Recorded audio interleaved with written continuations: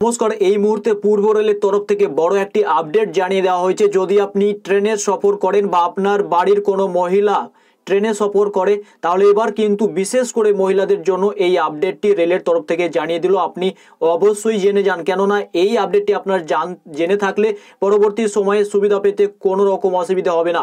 তাই রেলের তরফ থেকে যেটি জানালো আপনাদের সামনে তার আপডেট নিয়ে হাজির হয়েছি। এবার স্টেশন চত্বরে যাত্রী সুরক্ষায় বাড়তি নিরাপত্তার ব্যবস্থা করলো ভারতীয় রেল। আর প্ল্যাটফর্মে নারী নিগ্রহ বা যে কোনো আপতকালীন পরিস্থিতি মোকাবিলায় এবার বসছে প্যানিক বাটন। প্যানিক বাটন আপনি অন স্ক্রিন দেখতে পাচ্ছেন, এই যে প্যানিক বাটন, এই প্যানিক বাটনটি কিন্তু আপনি ইউজ করতে পারবেন কিভাবে।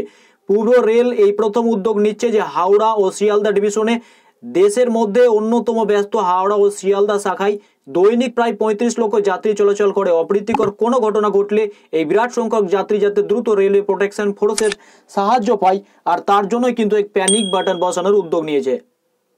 এই প্যানিক বাটন স্টেশনের নির্দিষ্ট একটি জায়গায় বসানো থাকবে, বিভিন্ন জায়গাতে যেগুলিতে বসানোর জায়গা রয়েছে, আর তার উপরে চাপ দিলেই কিন্তু খবর পৌঁছে যাবে হেডকোয়ার্টারে।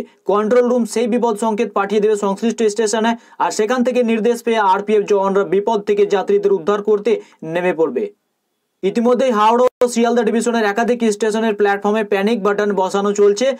পূর্ব রেলের প্রিন্সিপাল চিফ সিকিউরিটি কমিশনার পরম শিব ইতিমধ্যেই বলেছেন। রেলের এই উদ্যোগটিকে আপনি কিভাবে দেখছেন অবশ্যই কমেন্ট সেকশনে জানাবেন। আর মহিলা সুরক্ষার জন্য রেল যে ভাবনাটি ভেবেছে, আপনি একজন মহিলা হয়ে কেমন আপনার লাগছে সেটি কিন্তু কমেন্ট সেকশনে জানাবেন। ভিডিও ভালো লাগলে লাইক করবেন, শেয়ার করবেন।